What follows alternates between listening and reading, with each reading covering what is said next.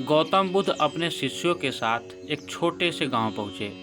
गांव का वातावरण शांत था, लेकिन लोगों के मन अशांत। हर कोई अपनी परेशानियों का समाधान ढूंढ रहा था।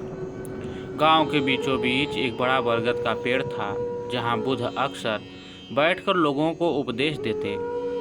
एक दिन एक युवक जो गहरे तनाव और क्रोध से घिरा हुआ था, बुद्ध के पास पहुंचा। उसकी आंखों में न केवल सवाल थे, बल्कि गहरी बेचैनी भी झलक रही थी।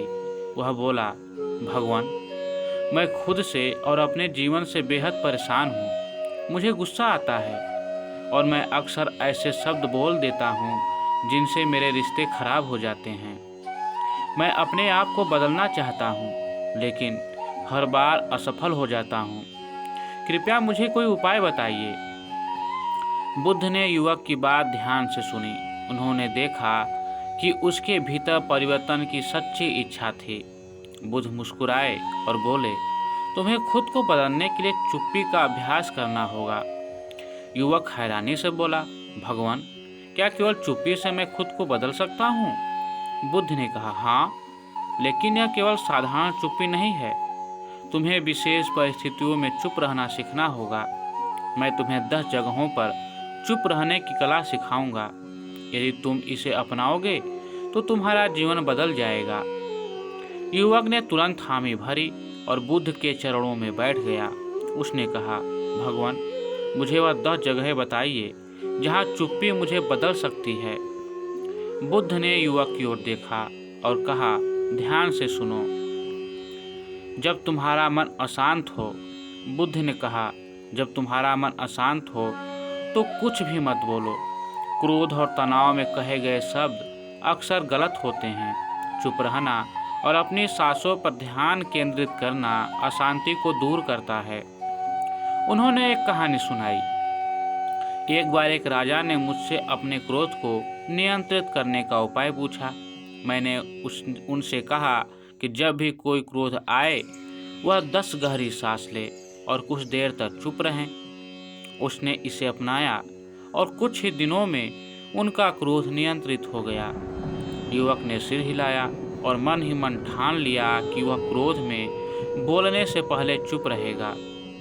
बुद्ध ने कहा, लोग अक्सर दूसरों की आलोचना करते हैं।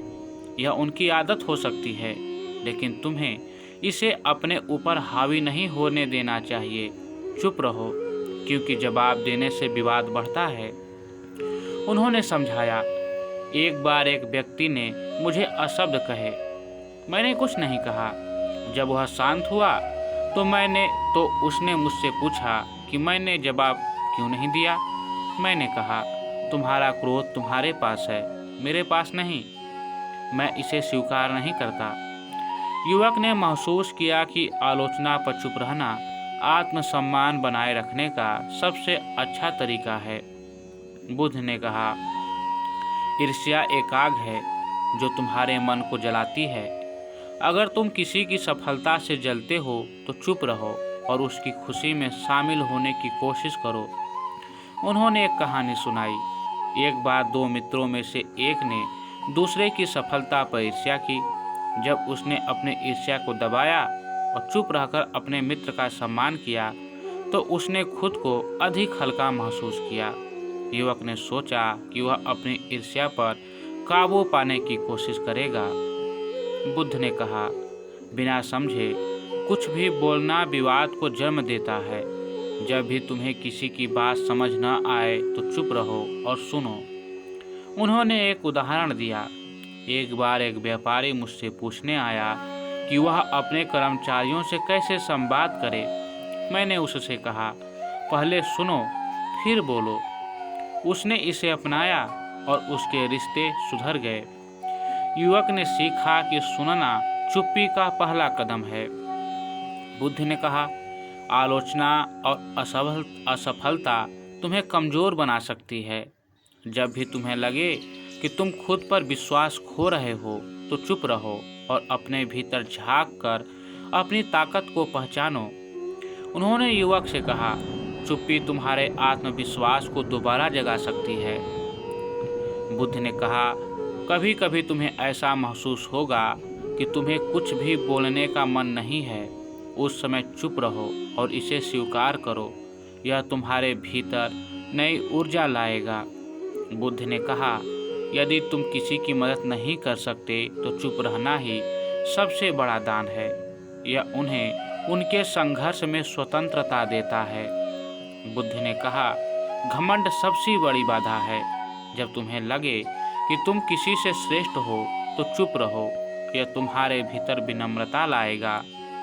बुद्ध ने कहा कि संदेह की स्थिति में बोलना खतरनाक हो सकता है।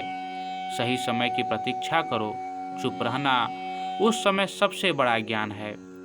बुद्ध ने कहा, भगवान चुप्पी में मिलते हैं। जब भी प्रार्थना करो, पहले अपने मन की शांति के लिए चुप रहो। युवक ने बुद्ध की इन सीखों को अपनाना शुरू किया। उसने पाया कि चुप्पी ने उसके जीवन को बदलना शुरू कर दिया।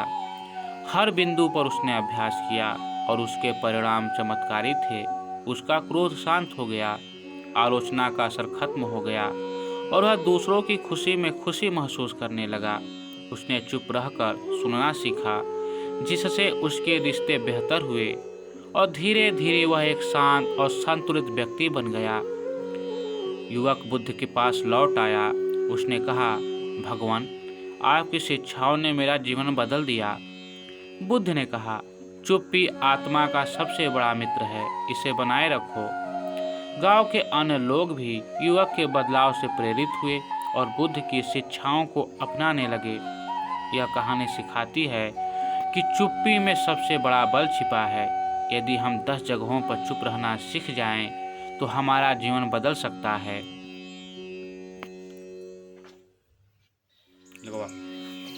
बस इतना ही है, तो कहाँ से फिर कर दिया।